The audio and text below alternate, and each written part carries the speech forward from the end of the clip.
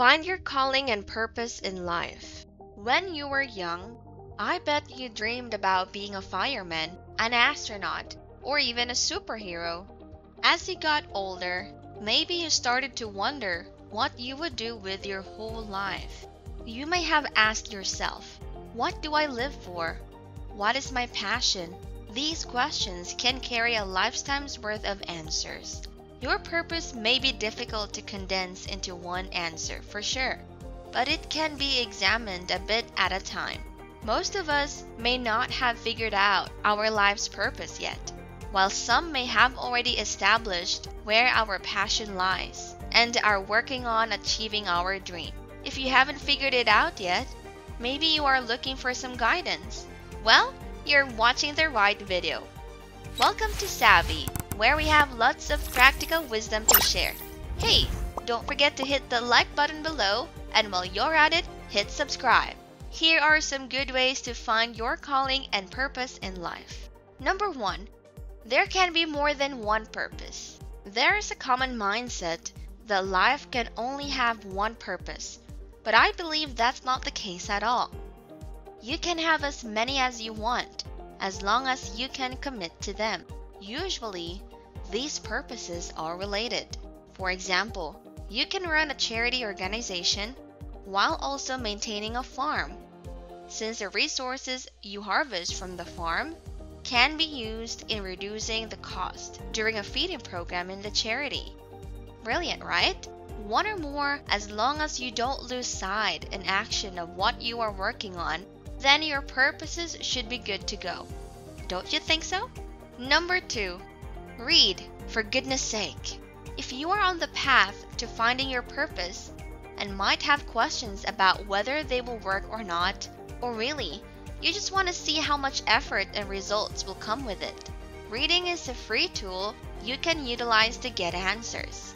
By reading, you can live 100 different lives, fictional or history-based, and get a glimpse of each life's purpose. If that isn't convincing enough, I don't know what is. Reading cuts the border that separates you from the rest of the world by letting you set foot in places you have never been, places that might be important to your calling, and places that might encourage or discourage you from pursuing a purpose. Number 3. Use your talents. To be clear, your talents are things you're good at since you were born, while skills are something you took the time to learn and master in order to be good at even at an amateur level. Our unique talents are something that all of us are born with, and we can use them to get a feeling for what we want to do for the rest of our life. I mean, it's a free resource right there. That just needs to be examined more. Remember this, your talent should be limited to what the world labels as talent. It can be as unique as being able to sleep on solid ground comfortably, to not being fazed by extreme weather. Not just piano playing and math. Use these talents to fuel your passion, since they are the things in life that can never leave you, since they are a part of you from day zero. Number 4. What bugs you? Another effective way of finding a purpose is to identify what bugs you most. Things and circumstances that keep you awake and dreaming of a better world. Things came right to your mind, didn't they? These things could range from corrupt politicians to not having access to a decent loaf of bread in your town. These things will challenge you to make your world better, and therefore urge you to have a purpose.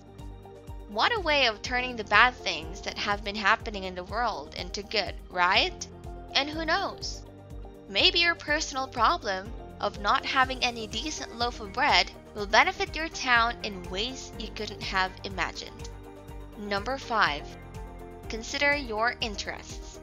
While it's important to utilize your natural talents, consider your interests as well. These are things that catch your attention and lets you think ideas like, I want to pursue this. Since your interests will take much of your time, use them in identifying your purpose and you might just realize that your interest is in itself your purpose.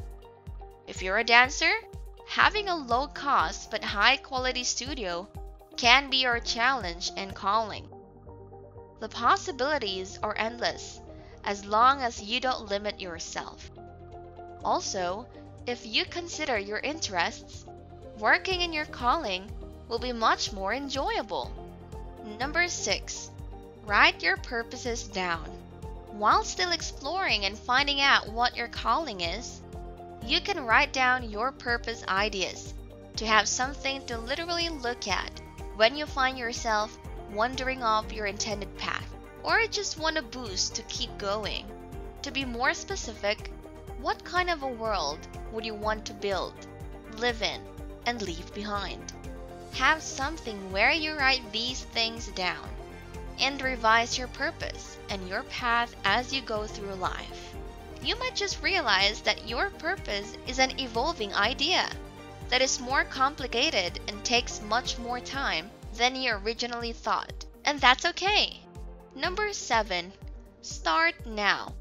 Ultimately, there's no way to know whether your plans will work out and whether you will see your purpose fulfilled as you have imagined it without starting it. It's a bummer, but that's how the world operates. You have to start somewhere. Do yourself a favor and start as early as you can, because then you will have enough time to see which parts need improvements and which parts need redirection in order to fulfill your life's purpose. Remember that it's okay to make constant changes to your calling if it does as you mature and grow. Do you have an inkling now of what your life purpose is? If you do, please share in the comments and you might just inspire others. Well, that is enough practical wisdom for today. Don't forget to give us a thumbs up below. We will be posting 4 to 5 videos per week. So click the subscribe button and that notification bell to be notified of our new videos weekly. Thanks everyone, and see you in the next video. Ciao ciao!